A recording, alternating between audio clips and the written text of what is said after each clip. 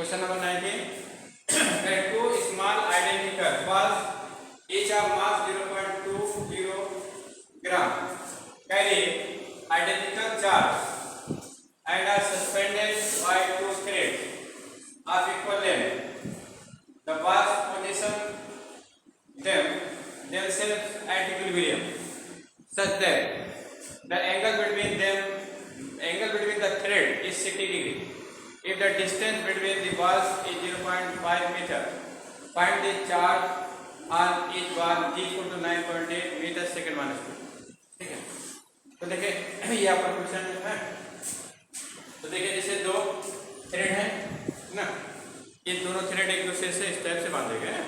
अब इसमें क्या करते हैं, दो चार्ज पीस लगाते हैं. तो एक चार्ज यहाँ हैंग किया जा रहा है, एक चार्ज यहाँ ना, और बोथ है सेम नेचर ऑफ चार्ज, तो इनके बीच रिपल्सन लगेगा.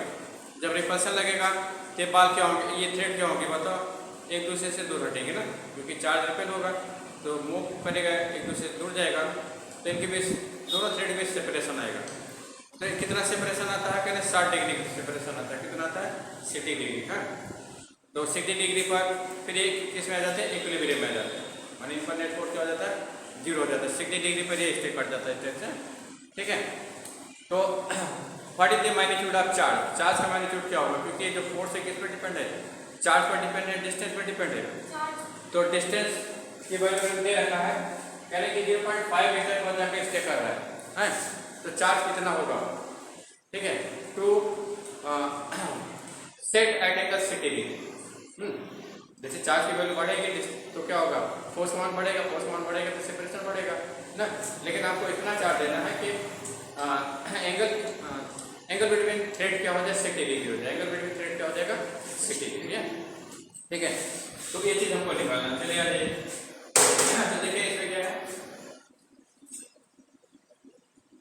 तो पहले दोनों थ्रेड क्या थे, एक दूसरे से ऊपर सेट कर रहे थे ना. ठीक है, एक दूसरे के पास थे, लेकिन जैसे चार्ज आपने दिया तो क्या होता है, उनके बीच सेपरेशन होता है, रिपल्सिव फोर्स लगता है और चार्ज एक दूसरे से दूर भाग रहे हैं, जिससे क्या होता है, दो थ्रेड के बीच एंगल बढ़ता चला जा रहा है. ठीक है, और कितना हो जा रहा है, 60 डिग्री हो जा रहा है. आप इतना चार्ज दे रहे हैं कि इनके बीच का एंगल कितना हो जा रहा है, 60 डिग्री. ठीक है, तो उस आपने कितना चार्ज दिया है उसकी वैल्यू होता है, तो ये पोजीशन होगी ना. तो इसके लिए देखिए क्या करना है,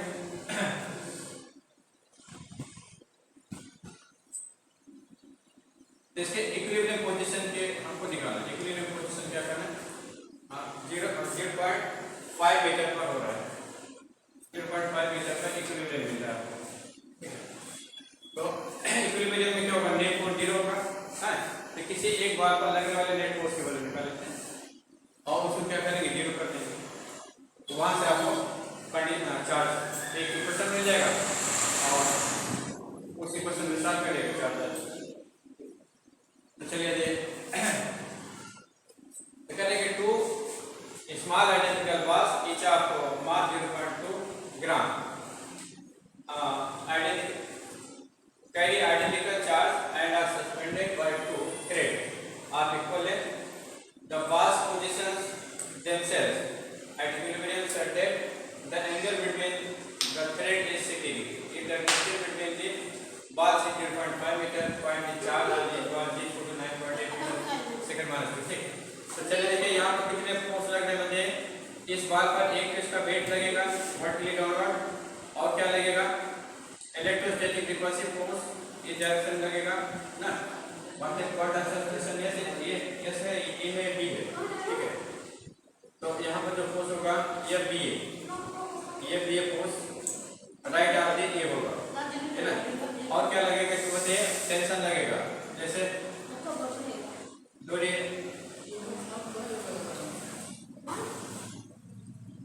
जैसे दो फोर्स लगेंगे, डोरी में एक टेंशन जनरेट हो जाएगा ना. इस टाइप से this ball is in equilibrium under three force, tension in strain, weight of the ball and electrostatic force. ठीक है, ये एंगल कितना दिया बताओ, ये एंगल 60 डिग्री दिया है. यहाँ से नाम कर दीजिए. तो ये देखिए दोनों लेंथ सेम है, इसलिए आइसोसेलेस हो गया. आइसोसेलेस हो गया तो क्या होगा, 30 हो जाएगा और ये 30 हो जाएगा. ठीक है, ये आपका डी हो गया, ये आपका बी है ना. अब अब हम क्या करते हैं, ये एंगल क्या हो जाएगा 60 डिग्री हो जाएगा, एंगल कितना हो जाएगा 60 डिग्री ना। अब टी के दो कंपोनेंट करते हैं, टी के दो कंपोनेंट करते हैं, टी के दो कंपोनेंट कर रहे हैं, एक वर्टिकल एक हॉरिजॉन्टल। वर्टिकल डायरेक्शन में क्या हो जाएगा टी sin 60 हो जाएगा, ठीक है। और हॉरिजॉन्टल डायरेक्शन में क्या होगा टी cos 60, क्योंकि एंगल डायरेक्शन में cos होता है और अपोजिट डायरेक्शन में sin होता है। तो अब देखें, तो this bar is in equilibrium, ये बार क्या होगा इक्विलिब्रियम में है, तो इसलिए नेट वर्टिकल फोर्स 0 होगा और नेट हॉरिजॉन्टल फोर्स 0 होगा, ये ना। तो force in the year direction क्या होगा, बेटा समा force in the year direction 0 होगा, ठीक है। तो ईयर डायरेक्शन में फोर्स कौन है, मतलब ये बी है और टी cos 60 है, ये वैल्यू रख देते हैं, ये बी है और माइनस टी cos 60 की वैल्यू क्या होगी जी, है ना, क्योंकि राइट डायरेक्शन पॉजिटिव ले लेते हैं तो लेफ्ट डायरेक्शन हमारा नेगेटिव हो गया। यहाँ से टी cos 60 कितना हो जाएगा, टी cos 60 इक्वल टू ये बी हो गया, टी cos 60 कितना हो जाएगा ये बी। चलिए ये क्वेश्चन नंबर 1 हो गया, ठीक है। अब उसके बाद जो है वर्टिकल कंपोनेंट जीरो करते हैं, इस सिस्टम में equilibrium, so greater sum of all forces in the x direction and in y direction will be 0, है ना। देखिए ये डायरेक्शन में 0 कर दिया, y डायरेक्शन में 0 कर दिया, तो y डायरेक्शन में कितने फोर्स है, मतलब एक t sin 60 डिग्री है, which is in the positive direction, एक mg है which is in the negative direction, इसलिए क्या हो जाएगा t sin 60 और माइनस mg इसको क्या होगा 0, ठीक है। यहाँ से क्या बन जाएगा t sin 60 इसको हो जाएगा mg, इक्वेशन नंबर 2, है ना। आप दोनों को डिवाइड कर दीजिए, तो डिवाइडिंग सेकंड बाय फर्स्ट, तो t sin 60 upon t cos 60 equal to mg upon fb, ठीक। इसे t कैंसिल हो गया, tan of 60 कितना हो जाएगा, tan of 60 हो जाएगा mg अपॉन fb ना, ठीक है। यहाँ से √3 into fb है, इसको भी fb हो जाएगा, है ना।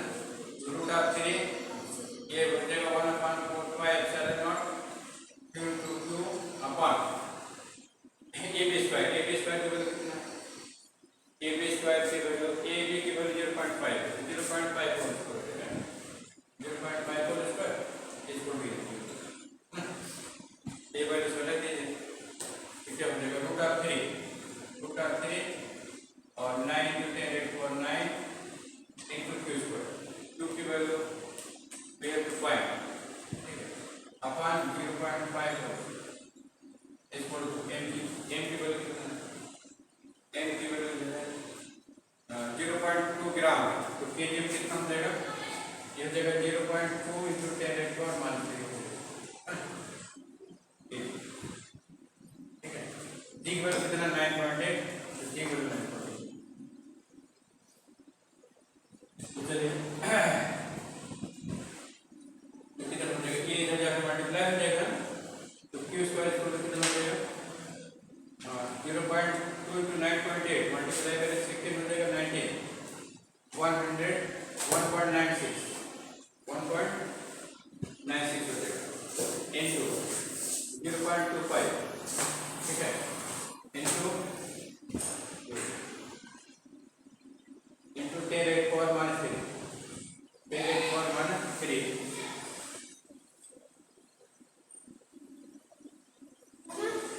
अपॉन जो देगा 9 into √3 into 10 raised to 9, ठीक है।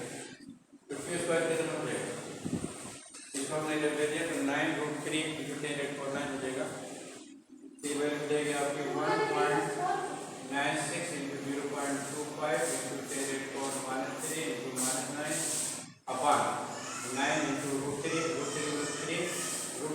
मल्टीप्लाई करते हैं, ये हो गया आपका 1.96 into 0.25 into √3 value 1.732 into 10 raised to -12 upon 27, ठीक है। तो q की वैल्यू कितना हो जाएगा, की वैल्यू हो जाएगा, इसका रूट ले लीजिए,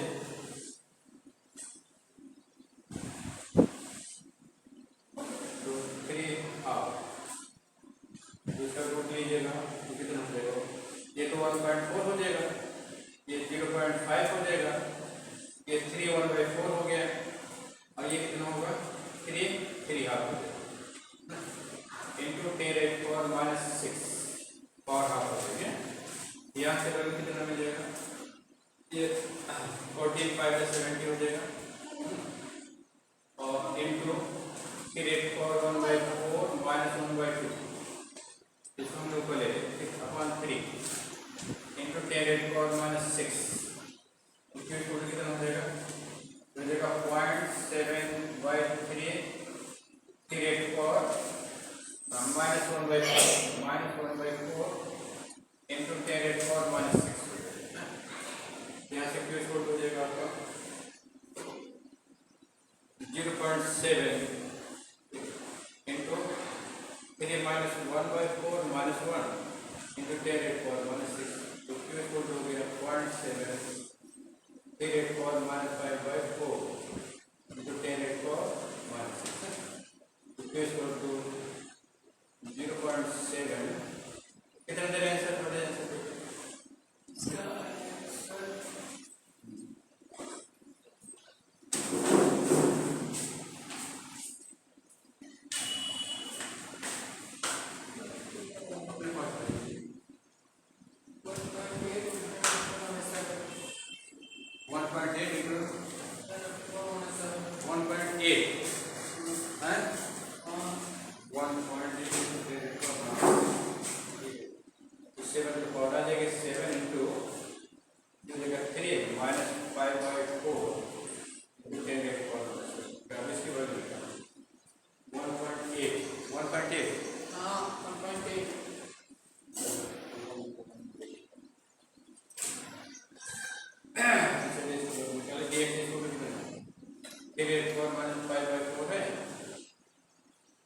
log x कितना हो जाएगा, log x हो जाएगा -5/4 इंटू log 3 ना, और -5/4 log 3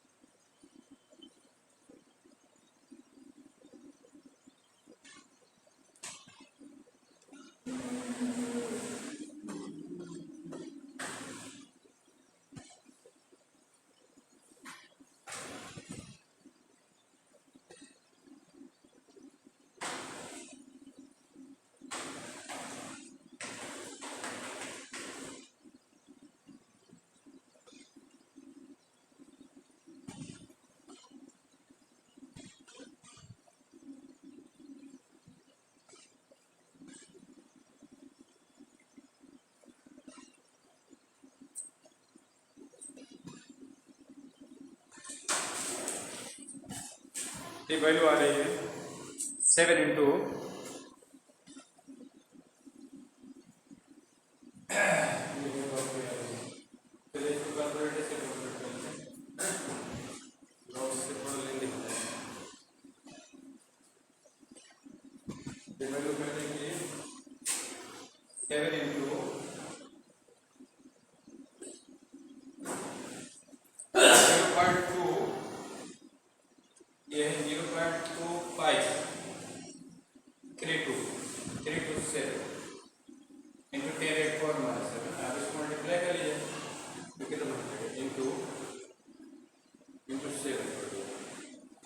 ये वैल्यू आ रही है 1.7729 इंटू 10⁻⁻7 है, तो क्या हो जाएगा 1.7 कितना दे रहा है सर,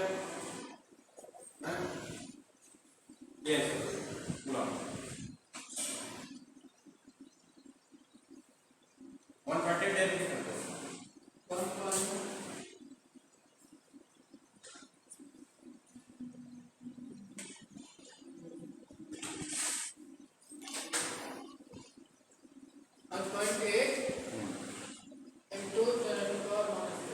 ठीक सही 1.8 हो जाएगा ना, राउंड फिगर में 1.8 हो जाएगा, क्योंकि इस 7 को राउंड करिए।